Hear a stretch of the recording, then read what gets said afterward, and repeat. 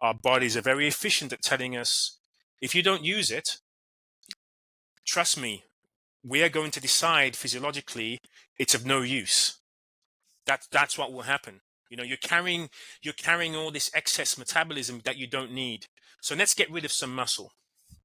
There you go. Let's get rid of some bone density. You don't need it. Why are you carrying around all this excess? So let's make it obsolete. And then of course you start losing function, physical function. You start losing mental and cognitive function because your brain will start to shrink, right? And your heart muscle becomes less effective, and before you know it, you've got this kind of toxic inflammatory environment, which is increasing your risk of chronic disease. Hi, I'm Lauren Parsons. And I'm Andy Jackson, and this is the All Well Co podcast.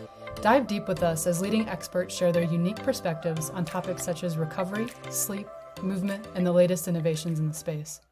So, Darryl, you started your career in banking. We talked about your childhood and growing up with play. You started your career in banking. How did you make the transition from banking to where you are now? And what kind of led to those choices? Yeah, so I worked in banking as a technologist, and very lucrative, a meritocracy, earning significant sums of money, sat at my desk, surrounded by computer screens, and there was a harmful impact to my health. My mental health, for sure, highly stressful, chronically stressful environment, but also my physical health, because I was largely sedentary, working 14, 16-hour days, pretty much 7 days a week, sleep deprived because I'd be working through the night, often very poor diet, Snickers and Red Bull for breakfast. I remember that was my diet for quite some time. So I was having annual health checks, and in my mid-30s was told, oh, you're on your way to full-blown type 2 diabetes, you've got a high risk of having a heart attack or stroke, you're suffering with severe hypertension, high blood pressure, you need medication to tackle all of these issues. And fortunately, I was aware of one benefit of exercise was that it could help with managing blood pressure. So I asked my doctors, is that something that I could do to at least delay me needing to take these meds? And the doctor said, yeah, sure, but you'll have to come back and get on these meds. But fortunately, me starting an exercise program, my health markers started to improve, and I experienced firsthand the power of exercise and the research and science around physical activity. My doctor asked me after a few months, am I getting medication elsewhere? No. So what are you doing? I've started exercising, like I asked if that was okay, and the results seem to be getting better. And my doctor said, maybe we need to do a case study on your experiences. Are you an anomaly? I.e., is this something that is happening to you just by you taking exercise, making exercise choices, or is this something that would happen to anyone who started exercise after being sedentary? Didn't know that? No, the doctor wasn't aware. Exercise helped your health? I think exercising helping one's health, yes. Okay. But I think the understanding the underlying mechanisms, the whys, no. Because that'd be frightening, wouldn't it? That'd be frightening if a doctor didn't understand that moving was good for your health. Yeah, and I think in many respects, it's probably understood as a preventative medicine by many, but not therapeutic. So I think the message is usually, oh yeah, it's good for you to exercise, it's good for your health. But when an issue occurs, the conversation, especially back then, so we're talking, 20, almost 20 years now, 20 years ago, it's like, okay, you've now got this problem, let's address it with a pill. And I think lifestyle interventions, certainly far more common now. Doctors are more knowledgeable about more holistic options. But back then, it was very much, you've got this problem, here's a pill. And I was very much happy to hear that message. Like, yeah, I'll take, what do I need to take to feel better?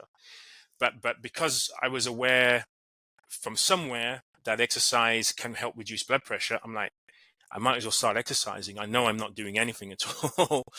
So my doctor's interest in and discussion around research, I'm like, what do you mean in the literature? What does that mean? So he said, yeah, there's some exercise research I can have a look at. And I said, please share that information with me. So that sparked an interest in me to start looking at exercise science and exercise physiology, and not only appreciating the transformation as personally, but also why that's likely to be the case, and wanting to learn more. So that was my sort of first foray into thinking about change of vocation. So taking that, Darryl, further, you've gone from banking technologist, had this personal health thing. You're now the founder of something called Primal Play Method. Will you tell our audience what that is, please? Yeah, so the Primal Play Method is a system of movement based on 3 pillars. So the first pillar is evolutionary biology or evolutionary fitness. So this is the primal aspect, the universal ability and function of movement for humans.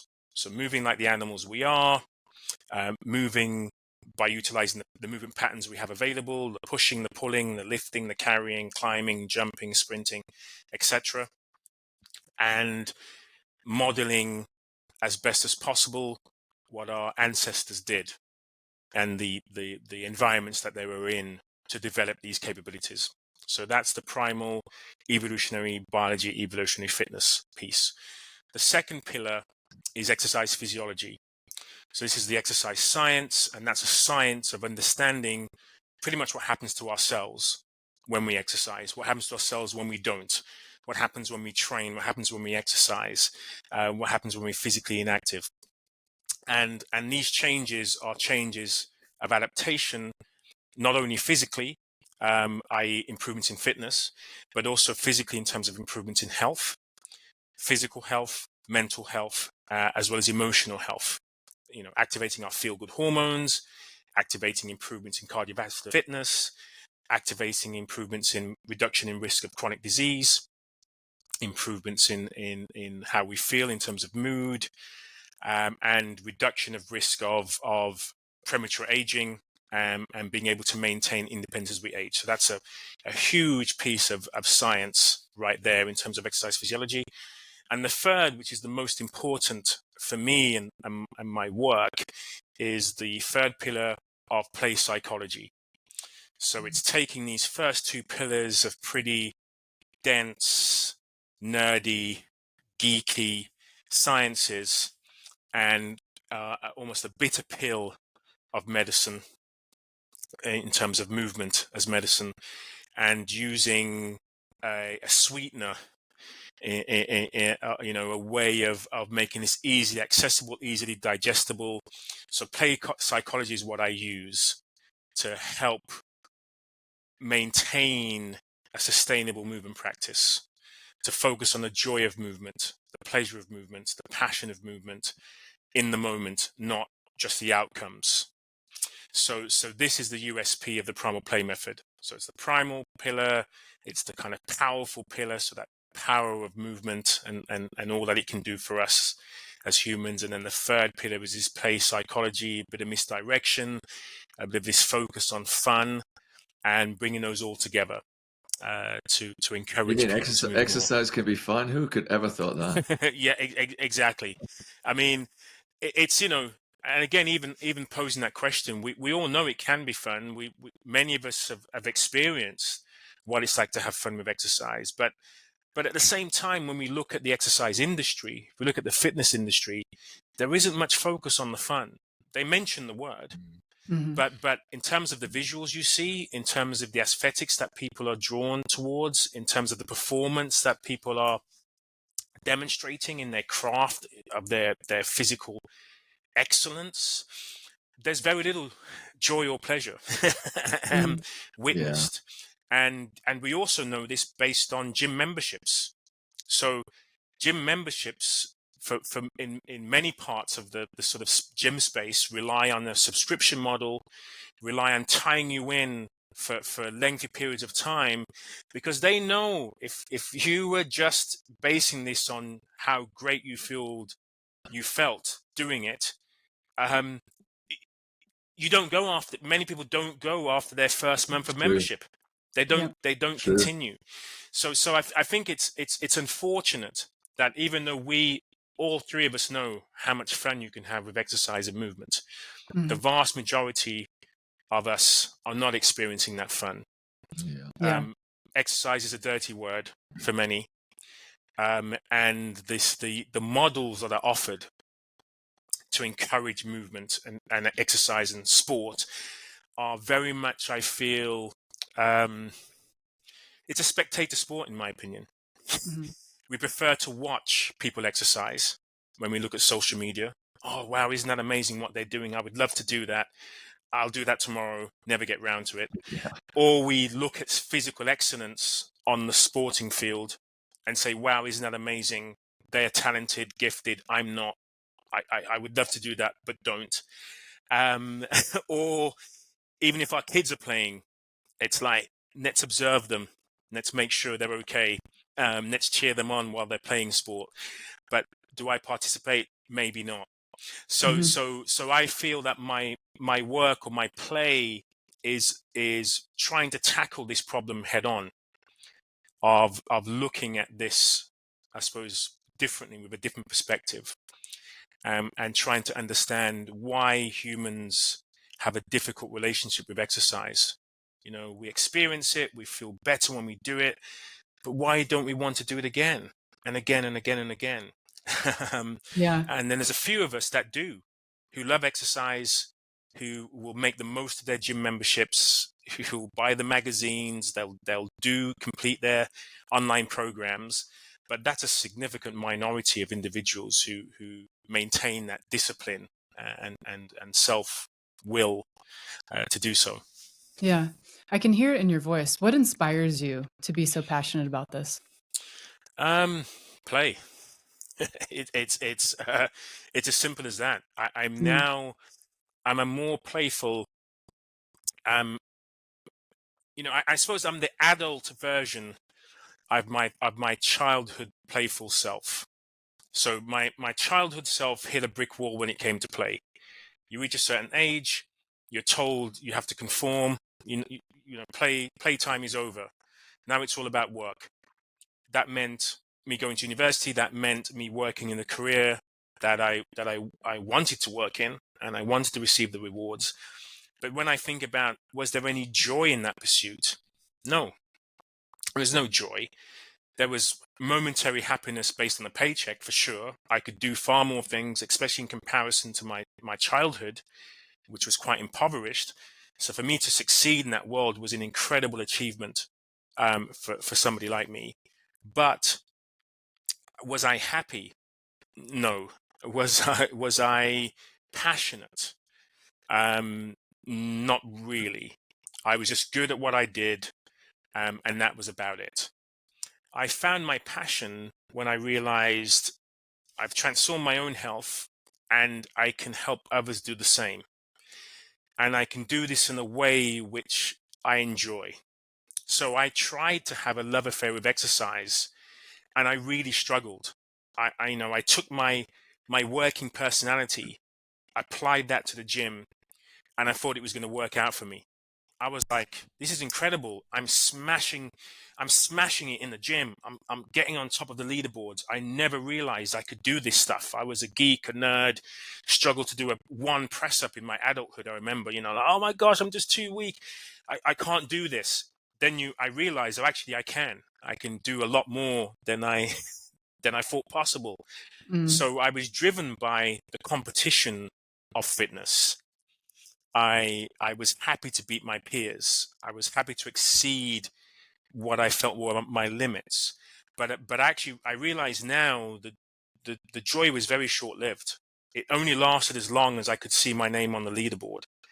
It was only as long as I could beat my previous personal best. And once I couldn't do that anymore, or once that became too difficult, or people didn't care. Who cares what you can deadlift? What's the big deal? I realized it was it was vacuous. And I was only enjoying the end result and the outcome. I wasn't enjoying the process at all. And I realize that now, because there were many times in my gym sessions, I'd be clock watching. I can't wait for this to be over. I can't wait to make this even more intense, so my time in the gym is even shorter. Right, 4-minute workout, 100% effort, go, go, go, go, go, done. Feel great. I can do this, no one else can in this space. Great, yes. But did I enjoy the process? Heck no. Couldn't wait for it to end. Just taking this passion that you've obviously got. Everyone talks about following their passions, but you and I know it's not that simple to actually do that. I think you just highlighted that. So how did you go from this banking technology, kind of getting into this, to then become, in essence, your expertise and your knowledge makes you a world leader in this field of play? So how did you get that expertise? How did you get there?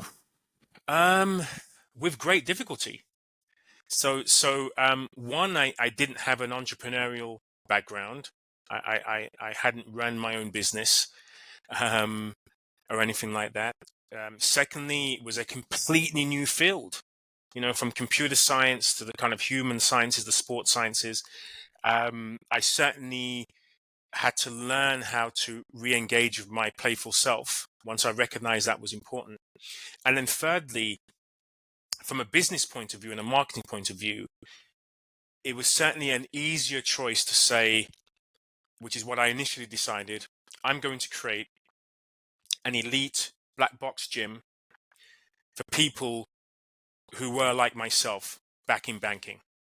So I'm gonna have members who are CEOs, bankers, lots of money, who want to train like athletes, who are going to be knocking down my door to become a member of this gym. And it's not going to be you pay your money, you walk in. It's going to be really tough.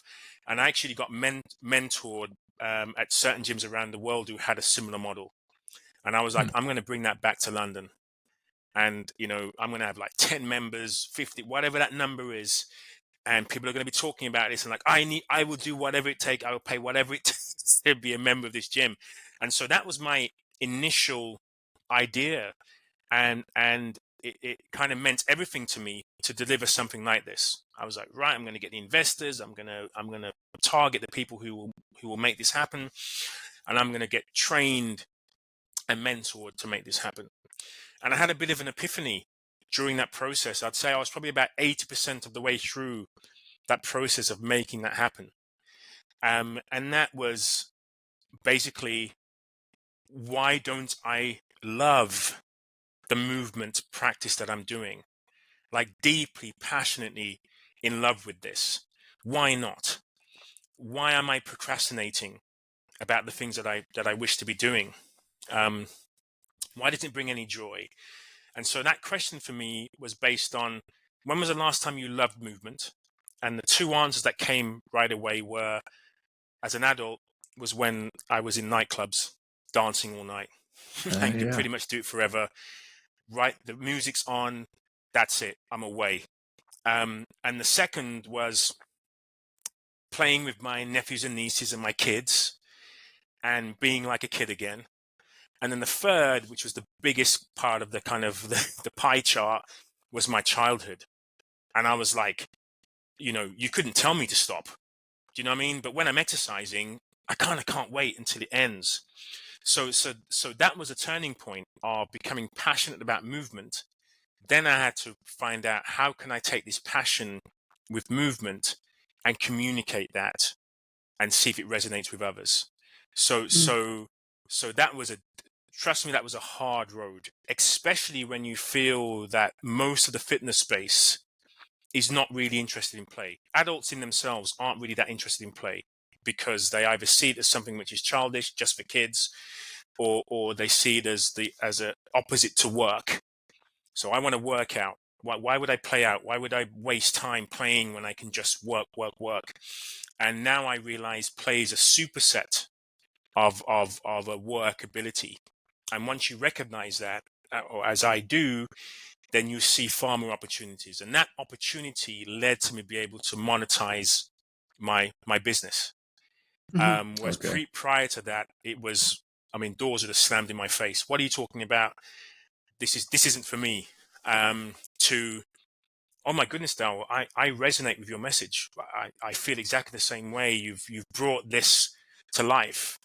So I switched from trying to convince people that play is really important, which of course you have to a degree, to, hey, I'm talking about play in a very serious way. Do you want to join me? And fortunately, there are enough individuals on the planet who were like, this is what I need to galvanize me to move more. So it sounds like it was a simple process, but believe me, it was difficult. It was, thinking about bailiffs are going to be knocking my door soon, because I'm struggling to pay bills. The money that I had saved has run out. I'm using credit cards to keep going. To, Darryl, you need to seriously think about how you can monetize this in a way which you feel is equitable and accessible, and veering away from the elitist approach that you initially encountered to one which is more generalist. Not easy at all. But in terms of fulfillment, and in terms of recognizing what I feel is important and being aligned, it's priceless. It's infinitely resourceful. And so opportunities have come my way, I feel, because I've decided to kind of follow that playful path, and almost said, hey, let's just see what happens. Let's just see what happens. And hopefully have enough nows to kind of go, okay, this isn't really working for me. The joy is no longer there. There's no way I can monetize this. I don't need to follow X or Y. I need to follow myself. I need to be my own leader. I need to eat my own dog food, right? So I'm like, yeah, I need to eat my own dog food, and I need to maintain integrity, and hopefully that will be enough to inspire others to follow me on my journey, and for them to create their own. Yeah. In your book, Animal Moves, you talk about why we as humans should avoid being sedentary, which I think we would all agree with. But then you go further and say that instead we should be moving like the animals that we are. Can you tell us what that means? Yeah, we're born to move.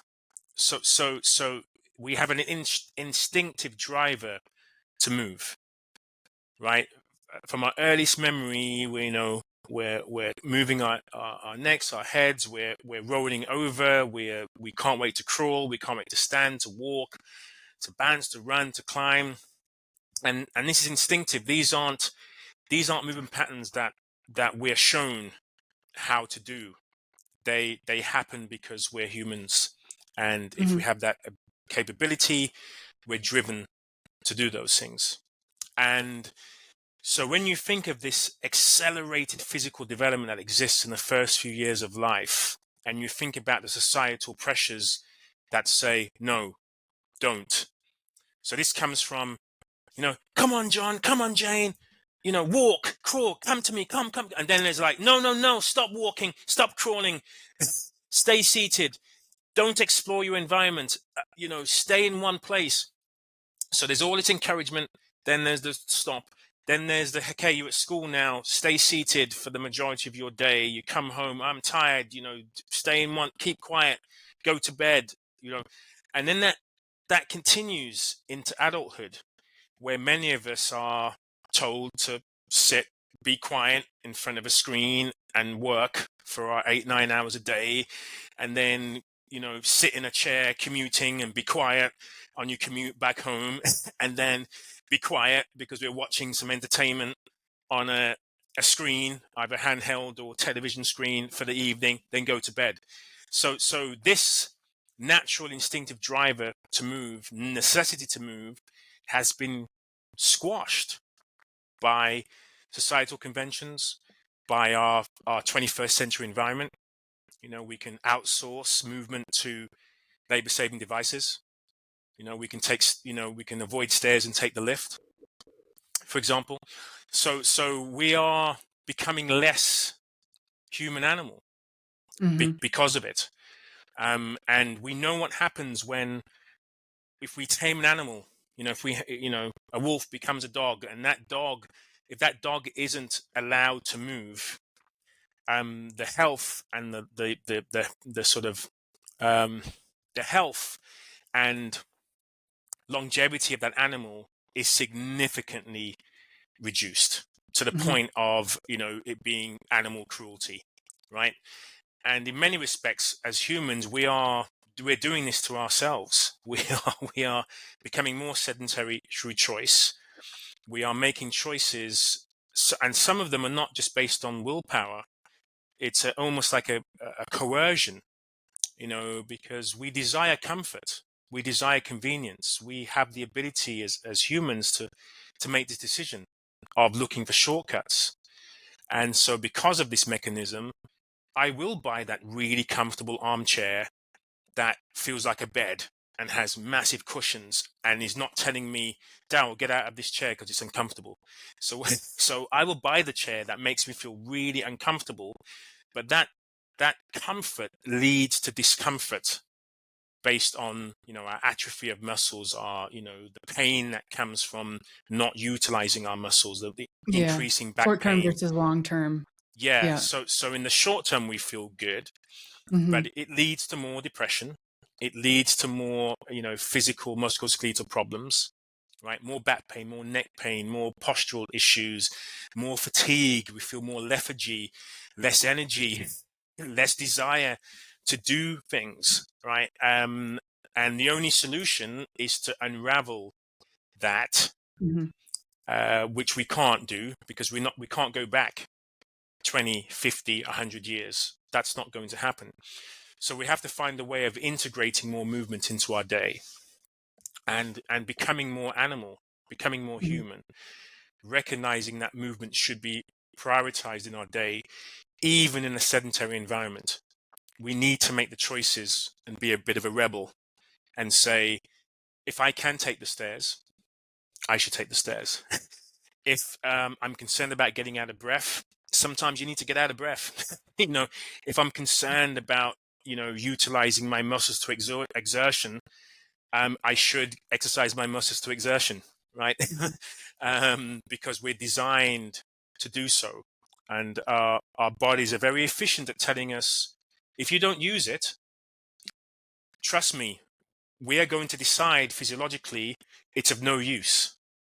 That's what will happen. You're carrying all this excess metabolism that you don't need. So let's get rid of some muscle.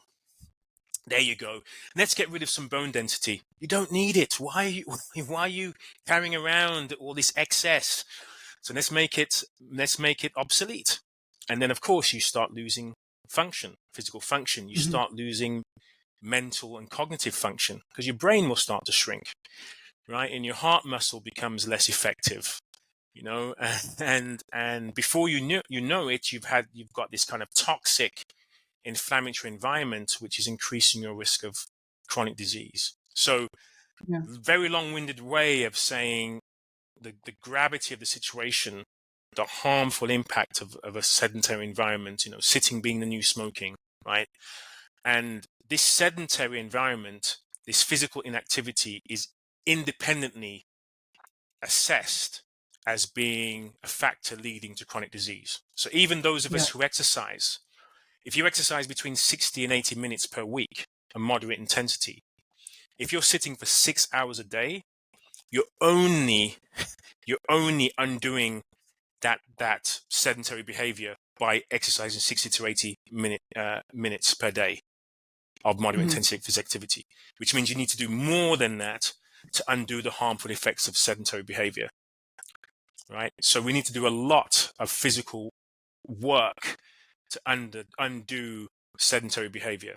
And if you think about those Yeah. two numbers, 6 hours a day, 60 to 80 minutes of moderate intensity, how many of us do that? How many of us are sitting less than 6 hours a day? How many of us are doing 60 to 80 minutes of moderate intensity physical activity per day? And that's not even including, strength training, resistance training, right? So many of us are inadequate in relation to those physical activity guidelines that are recommended by health Now, authorities can I around the world. just ask you a question on that? So I get that. I understand that. I think a lot of people would understand they're not doing enough exercise, etc. But you're very focused around this animal type movement and play type movement. That seems like a bigger leap than walking on a treadmill. How do you get people to go from doing nothing to doing animal type movements and play? Yeah, so I mean, yes, I kind of agree. If you're thinking of animals and not as yourself as an animal, then I would agree. If you're thinking about the human animal, then everything we are capable of doing, sitting, squatting, lunging, walking, even on a treadmill, is moving like an animal, right? That's it's human movement. The reason why I focus on animal moves is because by mimicking the rest of the animal kingdom, you're going to be engaging in movement patterns that are likely to be conditioning you and keeping you mobile and strengthening you in ways that you just going for a walk on a treadmill is unlikely to do. So that's the reason why there's kind of two parts of that animal question. The one is the human animal, and then the second is to look at the rest of the animal kingdom and mimic those movement patterns. So in other Okay. words, me attempting to crawl like a dog crawls or like a human child crawls activates part of my brain and part of my motor control that isn't activated by other things. So it isn't just about, hey, it's quite cute walking like a dog. It's actually this quadrupedal cross body movement pattern, contralateral movement pattern, has a particular impact on the brain cognitively, right? So it reduces cognitive decline. It reduces the risk of Alzheimer's and dementia. It improves our brain's ability to focus and to concentrate. It improves working memory. So that movement pattern that seems like, oh, just crawling, funny. What's that about? We know through the science that actually there's a significant mind-body connection based on moving Okay, in so this way. Darryl, I'm gonna pin you on this one though, because I Yeah, think pin you're me. circling I think you're circling my question. So I get your benefits. I Yeah. understand it. I totally understand all of that, but I'm doing nothing. I'm sitting on a couch all day. How the heck do you get me crawling on the floor? Talk me through the process of how you get me motivated to get off the couch and to be doing your type of play movements. Oh, okay. So if someone is completely sedentary and has no desire to crawl like a bear, right? My first challenge would be to get that individual to find something that they enjoy when it comes to movement, that they would regard as playful. And either they would rely on their play history to find that, or they could rely on something that they know deep down would intrinsically be valuable in terms of play. So that could be, I play some music when I'm doing the housework. It could be that. It could be, I really love going for a walk at the weekend, hiking with my friends. It could be that. It isn't necessarily saying, hey, you've got to jump up and down like a kangaroo. Like, no. For that person, them walking at the weekend with their friends on a hike Yeah. is them moving like the human animal they are, right? Them deciding to play music and dance whilst they're doing their housework is them moving like a human animal, right? Because dancing is a movement pattern, a range of movement patterns that humans were designed to do, evolved to do. So Mm. that answers that question. So I wasn't trying to circle away from it um, at all. And so if you are dancing, if you are doing the housework, then you are going to be engaging in some of those movement patterns. You may well crawl on the ground when you're sweeping up dustpan and brush, or going under the sofa and taking out bits and pieces. So you will start to engage in movement patterns that are very reminiscent of animal movements, Okay. of crawling and lunging. And so it's I suppose it's about scale, right? Hmm. And the less sedentary you are, the more human animal you are.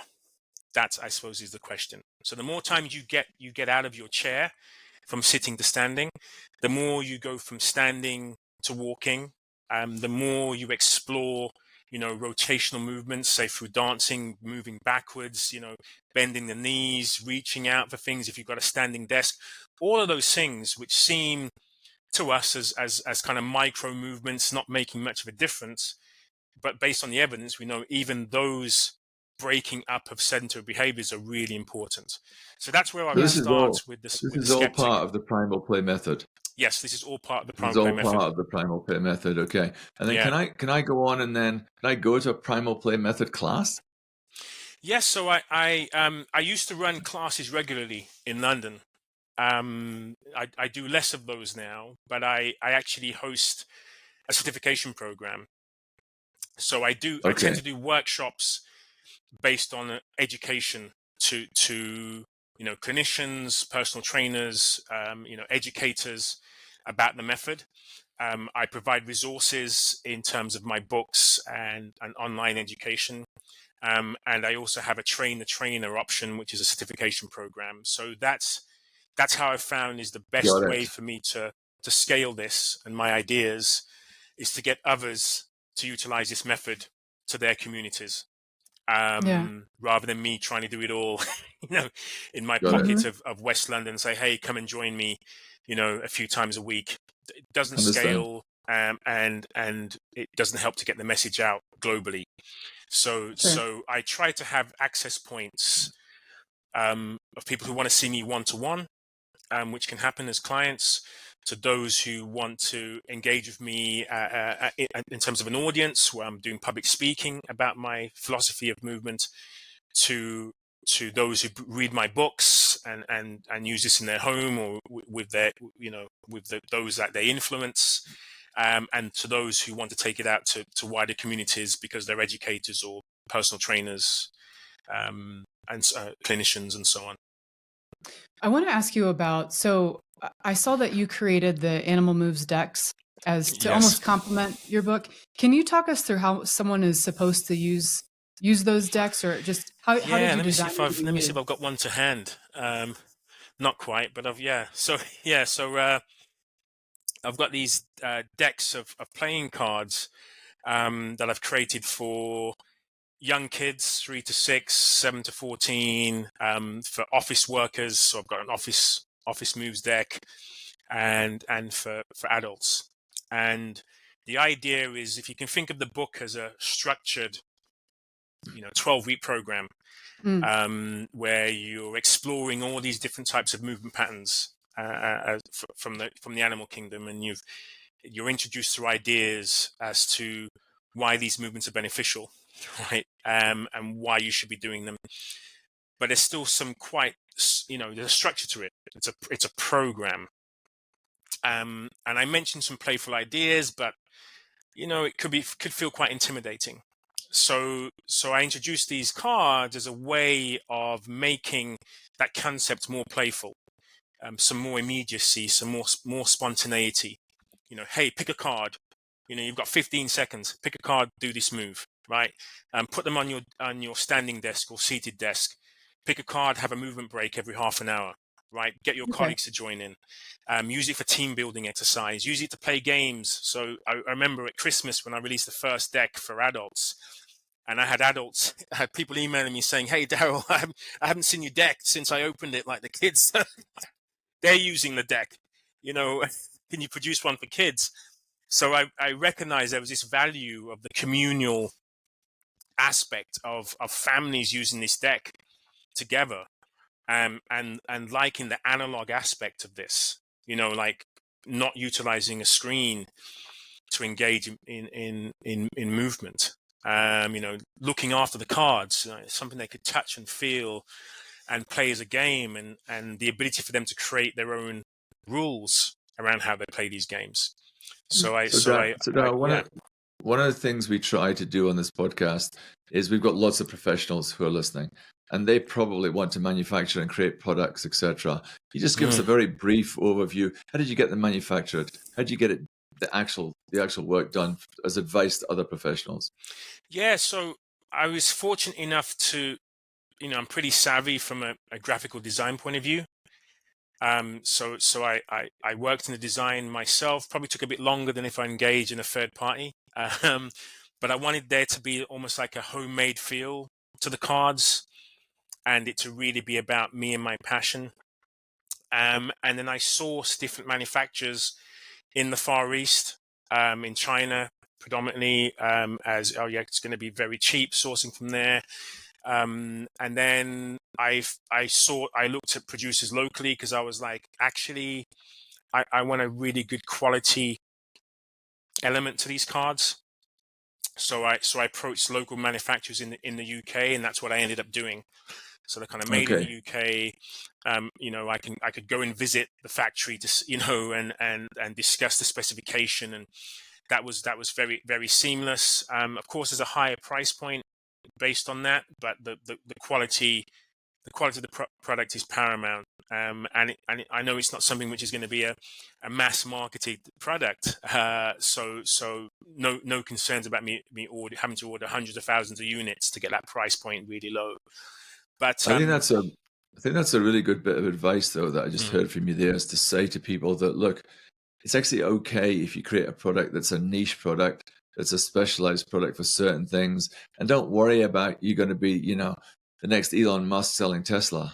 I think sometimes people always, it's like, well, I'm going to sell 100,000. Actually selling 500 of something that's really useful to people at a higher price and a premium is often just as successful. So congratulations on that. No, thank you. And I agree. I mean, I remember when I was discussing the price point with friends and family, and even some professionals, and they were like, "No, you're not going to sell one deck of cards." And I was like, "If I produce them, if I price them any less, I'm not going to make any money. There's going to be no markup." And so I made a decision very early on of, one, I'm going to prove you wrong, of course. Yeah. But secondly, again, you're putting that passion in, trying to understand your customer. And I just did a pre-order strategy. That's what I did. So I did a very low run, couple of 100 decks. I had a pre-order option. Let's see if there's any interest. Mm-hmm. They sold out in like 48 hours. It was just ridiculous. I was really thinking, awesome. am I going to sell, 10 or 20, how's this going to go? Sold out in 48 hours, full price, and I was like, okay, I feel confident about this product. And then my decisions were made based on the feedback that I got, as I mentioned, the Christmas feedback, people wanting them as gifts, then kids playing with their adults cards, and the adults not being happy about it. So I was like, okay, I need to introduce a kids version. So it was a very organic way to expand and scale out the product and still keep it within the kind of Primal Play Method vein. And it is a niche for sure, but it's a niche where some people are like, we want to buy every single one of them. We've got a family, different ages. It's a very, very valuable niche, Darryl. Yeah. Very valuable. Yeah. Darryl, I want to ask you this question for our listeners as well. You've had a successful TED Talk. I think at this point it's over 1.2 million views. Am I wrong on that? Okay. Yes. Mm-hmm. So for folks that might want to replicate what you've done, how did you do that? How did you go about getting your own talk, and why is it so successful? That's a cool question. Yeah, great question. I was actually approached by TED organizers who'd heard me talk. So, I mean, one of the things I decided, again, to help listeners, when you're starting out in a new space like myself, one of the things that were most daunting is kind of imposter syndrome. Mm. And I remember when I first started to think, how am I going to get this message out there? I felt so overwhelmed and inadequate, based on the fact that when I mention how long I've been involved in this sector, I'm going to be saying a year, 6 months, just started doing this, used to do something else that is completely different. And, how can I survive when there's been people doing this for 20 years, and the people who've only been doing this for 6 months are like 20 years old? How am I going to carve myself out in this big pond of fitness professionals. And I recognized that one talent I had was storytelling and discussing this narrative about my journey and tapping in to the emotional aspects of movement and the joy and the pleasure. And I was like, yeah, that I can do really well. And that relies on the fact of based on my lifetime experience, not based on me doing this for 6 months or a year. So that's what I lent into. I embraced my experiences outside of the fitness industry, and focused on being a public speaker. And is that how the TED Talk team found you? They saw you speaking? Yeah, is that how it worked? Yeah, they saw me speaking online and said, hey, we would love you to talk about a topic of your choice. And I'm like, sure. And when I say it was the most daunting public speaking experience ever, Oh, yeah. It really was. It was, I work quite well improvisationally. I'm great at remembering facts and figures, hence why like stats and research is fantastic for me, because I can just pull them out and hopefully impress an audience based on that. But when you're doing a TED Talk, you've got to know everything word for word. It's timed perfectly. There's no like, hey, Darryl, just stop right there. Audience, sit back exactly where you were. Go from the next sentence. No, it's live. Every hesitation, cough, splutter, that's all there. Right? So I'm like, I have to make sure that the in-person experience is pretty much exactly the same as for those watching at home. A lot of pressure. So if I'm just, again, people, me too, I would love the opportunity at some point to do a TED Talk. So yeah, this is really exciting to hear from you. So what you're saying is that you get out there, they find you, there's no application process. That's the process of how it happens. You can apply. There are sometimes you can see a call for presenters, but it's oversubscribed, as you can imagine. So I do know individuals who are like, oh yeah, we're applying, and they might have 1,000 applications for 5 spots, and it's like, good luck. Got it. You cutting through all of that. I would say engage. Part of my work, I'm actually a speaker coach as well. I'm going to throw that in there. So I'm a speaker coach. I would say, get a speaker coach, or be really sure you're a fantastic speaker. And the 3 things that people need to know if they want to embark on public speaking is that the content is kind of in last place. Actually, the audience are the most important aspect of public speaking. Audience first. The credibility of the speaker to convey this emotional journey, this narrative, is second, and the content is third. And so, facts tell, stories sell is one of the best best things I can remember. You're incredibly successful author. You've appeared on lots of TV, lots of podcasts, lots of radio. I know we'll have lots of professionals here and listeners who want to achieve that. Yeah. Was that a long road to success for you? Can you just give them like 2 tips if they wanted to, get on podcasts, be on radio, be on TV? What do they do? You've just got to put yourself out there. Make sure that your message is engaging. That there was something charismatic about you and your message. That's the first thing. And then secondly, spend time honing your craft. One thing I will certainly say, even though I felt I was a great storyteller, I certainly wasn't a good public speaker to begin. Not at all. Embarrassingly, I was, remember my job previously. I was a computer geek. I loved looking at computer screens. Yeah. I didn't like speaking to people. I looked at my feet, didn't know how to communicate really, apart from, hey, look, here you go. This is me communicating. This is me doing a great job. That was it. So me being on stage for my first public speaking gig was horrifying. And the reason why it was horrifying, but also extremely valuable to me, was I remember giving this talk.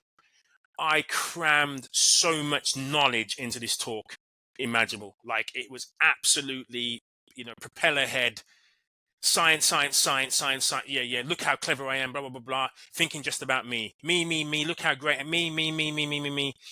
And at the end of the talk, feeling really proud of myself, I came off the stage and I said to the organizer, how was that? And he said to me, Darryl, he says, like, where were you?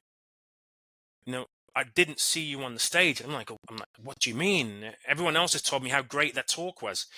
And he went, I tell you something. He says, I saw you speaking earlier to groups of people, to crowds of people, talking about your story, blah, blah, blah. And he said, that's when you were entertaining, engaging. People just couldn't wait to hear what you were going to say next. You went on stage and you just became this kind of piece of cardboard on stage, looking like you wanted to be a public speaker. And I was like, thank you for that feedback. So the second time I went on stage, I was myself. And I spent time polishing You the know what, parts Darryl, of that's me that really need to be polished. kudos to you for having the ability to sit back and take that, because most people would go, what do you mean? I wasn't doing that. And they'd come up with all sorts of excuses. So I think the best bit of advice I've just taken for you is listen to the feedback and act on the feedback, is what I just heard. Yes. Don't sit back there and think that you're perfect because you've got all this knowledge. So that's really, really interesting. For sure. It was a fortunate experience. Was I crushed? Yeah. But it's just my ego. It was just ego that was crushed. And again, it also exposes, when you're ever asking for feedback, and with this person in particular, I did ask for, just hit me, lay it down exactly as it was. So I know now when people are giving you feedback, most of the time they're going to be polite. Most of the time they're kind of saying, well done. Yeah, that was a good job. They're not being honest. They're just being polite. They don't want confrontation. Yeah, exactly. That's the English way, Lauren. That's the English way, not the Scottish way. Not the Scottish way. Yeah, and it's not Jamaican way either. No, it's not the Jamaican way. Jamaican way, be like, you should have been off the stage in the first few seconds. That was a waste of time. I fell asleep. I could, you were boring. Yeah. So you need to speak to someone who's willing to give you, constructive, cutthroat criticism that you can take and go, okay, I'm gonna work on those areas that I need to work on. And of course, not everyone's opinion is going to be valid. Some people are going to throw some curveballs and just supply negatives that aren't actually relevant, right? So you have to be able to discern from that criticism, positive or negative, is actually constructive, and that can help you be a better speaker. So that's not necessarily an easy position to be in, but in this case, it was valuable feedback. And as hurt as I was and crushed as I was, I recognized pretty much immediately he has a point. Yeah, I was trying to be somebody else. I was trying to be a speaker that I'd admired. I was like, I want to stand, I want to gesture like that person. I want to have the, oratory of that person. I want to look as if I'm as smart as that person. And that impersonation was detrimental to me, because some people were impressed by that, but it wasn't going to help me deliver, a world-class, public speaking ability, right? And it's also not sustainable, right? When you're acting or when you're pretending or when you're being something that you're not, it's incredibly taxing energetically. Yes. So that makes a lot of sense. Darryl, we've come to time so quickly, and I've really enjoyed getting to learn about you. Yeah, we always like to end our podcast with this final question. And our podcast is about strength, kindness, and perspective. I've loved hearing your perspective. I think primal play and movement is really interesting and a nice, fun way, a fun spin to look at health and vitality and things like that. And of course, strength with your career change and your just courage to go the route that you've wanted to go. And so I'd like to leave with kindness. Is there anyone that you would like to show some kindness to whether giving them a leg up or acknowledging a mentor? Oh, you know, um, has to be my mother. My mother and father, but both my parents passed away in the last few years, and I really wouldn't be who I am without the drive of my mother telling me I could do whatever I wanted. Whenever I was telling her this is difficult, it's a struggle, I'm facing all these barriers, she would always say, "You can do anything you want. You have these opportunities that I didn't have, and you've got to seize them and make them happen." And for my father, unfortunately, he was the second child out of 8. And my grandparents could only afford to send the eldest kid to school, onto secondary school. And my father helped out on the farm. And so my father was pretty much illiterate. And he learned to read in his 40s. And I was, self-taught, like obviously grasping what he could remember from when he was, 7 or 8 years old. And he navigated the world around him, even though he had that setback. And I feel proud that he was able to do so, as difficult as it would have been. So yeah, I would have to give homage to my parents for imbuing me with this spirit and this passion and this fight and these abilities that have come from me believing in myself, because they believed in me. Just quickly before you sign off, don't forget to visit network.allwellco.com and join our professional network. You'll get to enjoy exclusive benefits from brands we love and have access to a community where learning and professional development are always at the forefront of everything we do.